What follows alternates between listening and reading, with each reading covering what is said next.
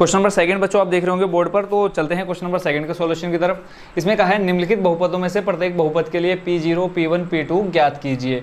यानी जहां देखो यहाँ आपको दिख रहा है क्या, P0, P1, P2। मेन आपको इसी ने इसको ही फोकस करना है पूरे क्वेश्चन में, इसके अलावा और कुछ है नहीं।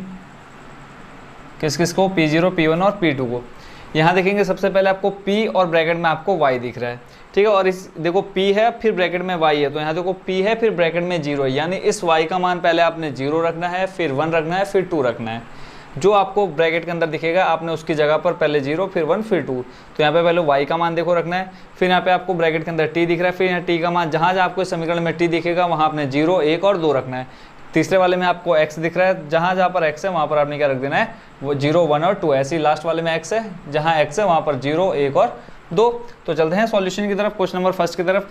तो पहले हम ले रहे हैं p, और देखो y की जगह आप क्या लिखेंगे पहले 0, तो आ जाएगा P0 और समीकरण आपका रहेगा y² माइनस का, समीकरण मैं दोबारा नोट नहीं करता हूँ, डायरेक्ट यहीं पर वैल्यू रखते हैं। कहाँ देखो y की जगह पे कितना रखना है 0, तो यहाँ देखो y² है, तो y² का मैं जब स्क्वायर करूँगा -0 और +1, इस y का मान मैंने 0 रखा, इस y का मान भी 0 रखा और ऊपर स्क्वायर है, स्क्वायर लगा दिया। तो जब आप इसको स्क्वायर करेंगे देखो 0 का स्क्वायर 0 हो जाएगा, -0, तो इतना तो हिस्सा खत्म हो जाएगा, आपके पास क्या बचेगा, सिर्फ प्लस का 1 बचेगा। तो ये हो गया किसका आंसर, P0 का फर्स्ट नंबर कंप्लीट। ऐसे ही फिर देखो कितना दे रखा आपको, P ब्रैकेट में 1 दे रखा है, तो क्या रखते हैं P1 रखते हैं।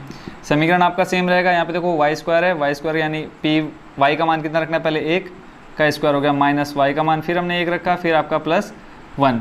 देखो माइनस का 1 प्लस का 1 ही हो जाएंगे कट, आपके पास कितना बचेगा 1 का स्क्वायर, और 1 का स्क्वायर बच्चों कितना हो जाएगा 1 हो जाएगा, यानी P1 का मान आपका कितना आ गया 1 आ गया। चलते हैं नेक्स्ट, यानी वहाँ देखो तीसरे नंबर पर कितना है P2 दे रखा है, यानी आपका कितना आ जाएगा यहाँ पर ब्रैकेट में 2, और जहाँ पर आपका y है वहाँ पर आपने कितना रख देना है 2, पहले 2 का स्क्वायर हो जाएगा माइनस, फिर y का मान कितना 2, फिर +1। तो यहाँ सॉल्व करो, देखो 2 का स्क्वायर करेंगे, यानी 2 का स्क्वायर का मतलब क्या हो, 2 दूनी 4, तो यहाँ पे आ जाएगा 4 माइनस का 2 प्लस का 1, प्लस का 1 और प्लस का 4 जुड़ जाएंगे आपस में 5 और बचेगा माइनस का 2। तो इसका फाइनल जो आंसर आ जाएगा P2 का कितना आ जाएगा 3। आई होप बच्चों इसमें आपको बिल्कुल भी कन्फ्यूजन नहीं हो रही होगी, बहुत ईजिली ही आप इसका सॉल्यूशन कर पा रहे होंगे। तो पहले वाला जो आपका Py = था y² माइनस y + 1, इसका जो आंसर आया है क्या क्या आ गया 1, 1 और 3, क्या क्या है 1, 1 और 3। तो चलते हैं अब सेकंड नंबर की तरफ। सेकंड नंबर जो आपको दे रखा है Pt बराबर, ठीक है।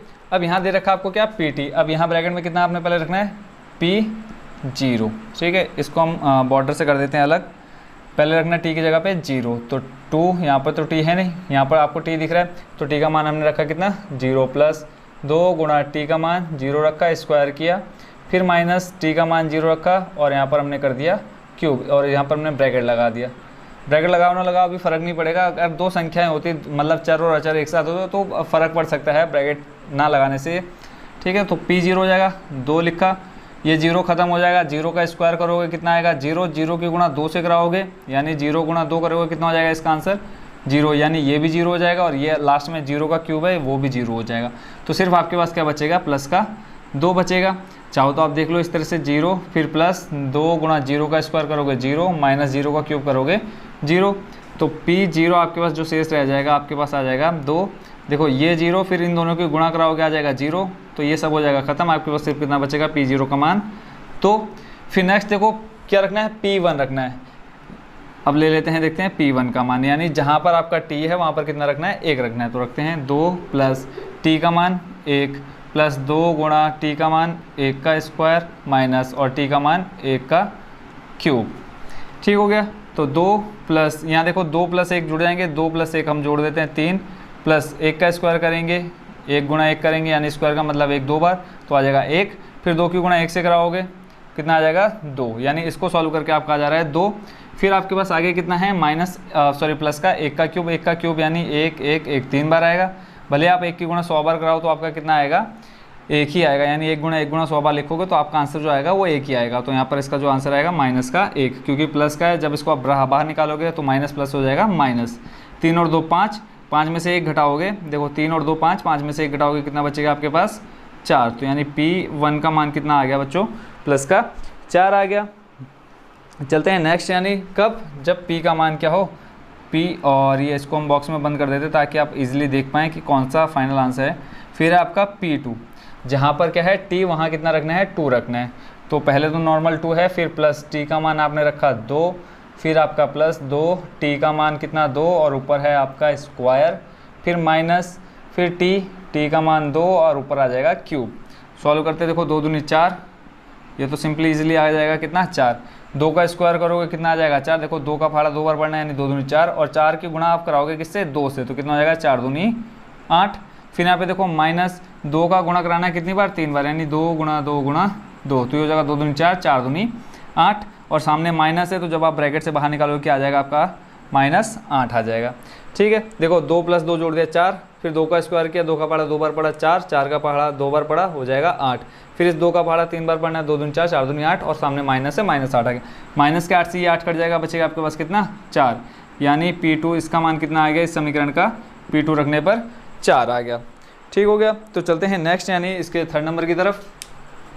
थर्ड नंबर में जो आपको दे रखा है उसका सॉल्यूशन देख लेते हैं। सेम ऐसे ही रखना है, पहले P का मान 0, P का मान 0, समीकरण आपको दे रखा है x3 यानी 0 का क्यूब हो जाएगा, तो इसका आंसर कितना आ जाएगा P0 का 0। फर्स्ट इतना कंप्लीट, इसमें कोई मेहनत नहीं है, x3 है, x का मान आपने 0 रखा, ऊपर क्यूब है, यानी 0 गुणा 0 गुणा 0 करोगे तो आंसर कितना आना है आपका 0 आना है। इतने होशियार बच्चे तो हो आप सभी लोग कि ये क्वेश्चन आप अच्छे से समझ पा रहे होंगे। सेकंड चलते हैं, P कितना रखना है आपने 1 रखना है, जहाँ पर आपका x है वहाँ पर कितना आएगा 1 का क्यूब, तो सिंपली आप यहाँ पे लिख सकते हैं P1 का जब हम क्यूब करेंगे तो आ जाएगा आपका answer 1। Second complete. Third number की तरफ चलते हैं, P का मान कितना रखना है 2, तो जहाँ पर आपका x है वहाँ पर आपने कितना रख देना 2 और ऊपर आ जाएगा क्यूब। 2 का क्यूब का मतलब 2 3 बार, देखो 1 2 3 गुणा करानी है, 2 दूनी 4, 4 दूनी 8, तो इसका जो आंसर आ जाएगा P2 का मान कितना आ जाएगा 8। तो ये हो गया आपका क्वेश्चन नंबर थर्ड भी कंप्लीट। चलते हैं फोर्थ नंबर की तरफ। फोर्थ नंबर जो आपका दे रखा है वो है Px और अंदर ब्रैकेट में आपको दे रखा है x - 1 x + 2। सिंपली पहले P और इधर आ जाएगा 0, यानी जहाँ x है वहाँ कितना 0 रखना है। 0 - 1 किया, फिर 0 + 1 किया। ठीक हो गया, 0 - 1 को सॉल्व करोगे -1 आ जाएगा, फिर 0 + 1 को सॉल्व करोगे, और इन दोनों के बीच में ये देखो मल्टीप्लाई रहती है। अगर कोई चिन्ह आपको नहीं दिख रहा तो उसका मतलब आप समझ जाओ कि गुणा हो रही है उन दोनों के बीच में। तो 0 - 1 किया -1 आ गया, 0 + 1 किया कितना आ गया प्लस का 1। तो जब आप इसको सॉल्व करोगे तो फाइनल आंसर कितना आ जाएगा -1। अब -1 कहाँ से आया, देखो माइनस का 1 है गुणा प्लस का 1 है, माइनस प्लस क्या होता है बच्चों माइनस, और 1 की गुणा 1 से कराओगे आपका कितना आ जाएगा आंसर 1 आ जाएगा। तो देखते हैं नेक्स्ट, यानी इसी का P1 का मान, तो जहाँ पर अब x आपको दिख रहा है वहाँ पे कितना रख देना है 1। तो देखते हैं यहाँ पे देखो x यहाँ पर है तो x का मान कितना रखना है 1, फिर आपका -1, फिर गुणा, फिर x है आपका 1 हो जाएगा प्लस का 1, 1 - 1 करोगे 0 गुणा 1 + 1 करोगे आ जाएगा 2। तो 0 के गुणा जब 2 से कराओगे कितना आएगा 0 या 2, 0 आएगा उसका आंसर। ठीक है, सेकंड नंबर कंप्लीट हो गया। चलते हैं थर्ड यानी P2 की तरफ, जहाँ पर x वहाँ पर कितना 2, तो रख देते हैं मान सीधा। देखो x की जगह पर कितना 2, फिर आपका -1, फिर आपका यहाँ गुणा का निशान आएगा, यहाँ पर देखो कितना है x का मान 2 और फिर आपका प्लस का 1। सिंपली सॉल्व करो, 2 में से 1 जाएगा बचेगा 1, गुणा 2 + 1 हो जाएगा 3, 3 की गुणा 1 से कराओगे कितना आ जाएगा 3, यानी P2 का मान कितना आ गया फाइनल 3 आ गया। ये हो गया बच्चों आपका question number second complete. I hope बच्चों इस क्वेश्चन को आप अच्छे से समझ गए होंगे। अगर कोई पार्ट या कोई क्वेश्चन आपको इसमें समझ में नहीं आ रहा हो, जरूर एक कमेंट बॉक्स में प्यार से कमेंट डालते रहो कि सर ये स्टेप या ये क्वेश्चन हमको समझ में नहीं आया। तो चलते हैं नेक्स्ट क्वेश्चन की तरफ।